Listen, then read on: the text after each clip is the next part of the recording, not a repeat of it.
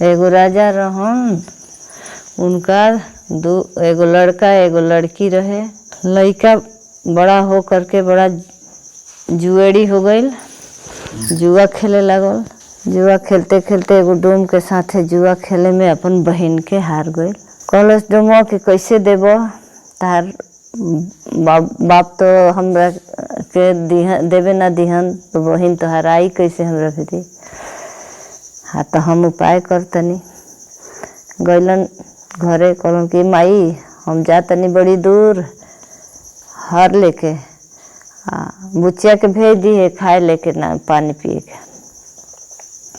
कहे राजा रजवार के बेटी जाई खाए लेके तहरा के ना जाई। तो ना ना भेज दिए, हम आइब ना, बहुत सांझ हो जाए। अब लाचारी बेचारी, बेटों के मोह बेटियों के इज्जत, बेचारी भेज दिलस पानी उन्हें लेके खाए लेके भेज दिलस। तब तक ही का कैले रहे कि डोम के पोखरा में घुसा के एगो रस्सी में कमल के फूल बांध के किनारे पर लगा दिले रहे। गईल पोखरा के पेड़ी पर खाए धैलस। भाई आयल गोड़ हाथ धो के खाए खातिर, तली नजर पड़ गई कमल के फूल पर। कहते कि ए भैया देखो ना वो फूल फुलाइल बा, तो तुर के ले आंदो ना। तो जा तुर, हम खाए जातनी। तो ना हम कैसे हेलब पानी में, तो जा ना कुछो ना हो भिरी तो बा हेल जाए।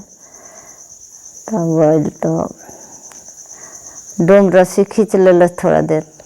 तो कहते घूठी भर पनिया में गोइनी भैया हो, तबो न मिले कवल के फूल, बहनिया गुर जा डोम घुस कल जा।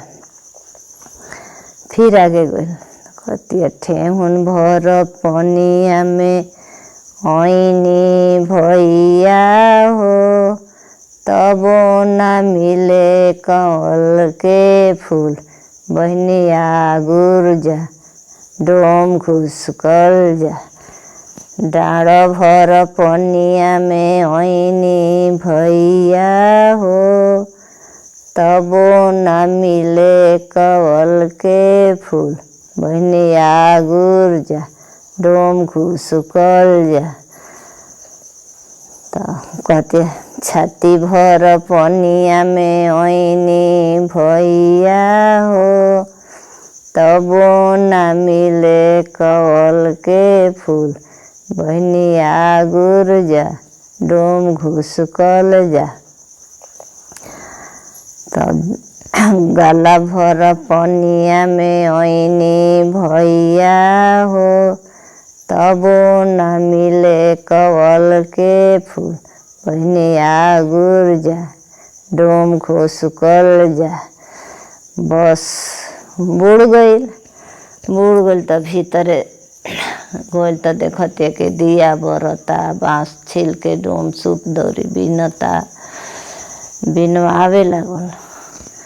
अब सांझी खानी हर जोत के गईल तो मतारी उन्हें छटपटाइल बिया कि बेटी ना आयल, बेटी ना आयल। तब गईल तो कहते कि बुचिया तो आइला, तो बुचिया कहाँ आयल, तो हम खा के तुरंते ओकरा के भेज देनी हो सब दे के, कहाँ रह गईल। अब तो खोजाए लगल लड़की, खोजाए लगल, खोजात खोजात तब सुगा निकलल, ओकर पोसल सुगा रहे। सुगा निकलल उड़त उड़त चारू भर आकाशे से पता लगात लगात पोखरा के पेड़ी पर गए। एगो पेड़ पर बैठ के कहता कि केने गइलू बारमती बहिनी हो, तोहर माई रोवे तोहर बाबा रोवे, तोहर पोसल रातुल सुगवा रोवे। तब पोखरा में ले आवाज आवता, का करी रातुल सुगवा हो, डोम बैठल बा दीप जरत बा सूप बीनत बा बीना वावत बा। जाके सुगवा कहलस अपन रानी से कि ऐसन ऐसन बात बा।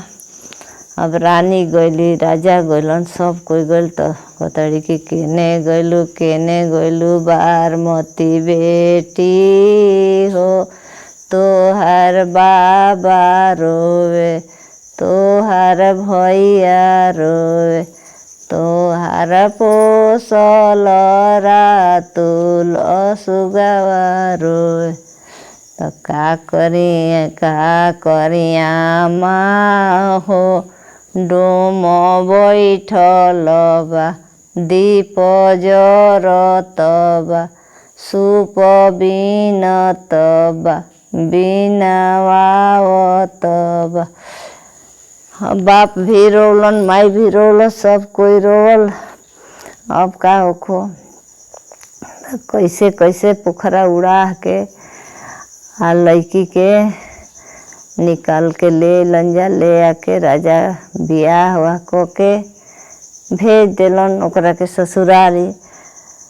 तो जब बियाह होखे लगल तो माड़ू के ऊपरे चढ़ के आ कहता कि दाल भात कोई खाए पहिल बियाही मोरी, दाल भात कोई खाए पहिल बियाही मोरी।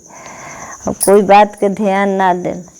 और बाद में जब विदाई होखे लागल तो डोमबा से चढ़ गई ओकरा घर में घुस के धरन पर आ बैठ गई। रात में जब लड़का लड़की कोहबर में गईली सन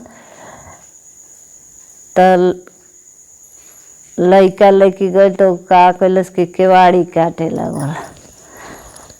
तो लड़की कहती कि केने गइलू आमा हो, डोम केवाड़ा काटता 24 खामा हिलता, केने गइलू आमा हो। तो अब कोई सुनता, थकल थुकल सब कोई सुतल बा, कोई ना।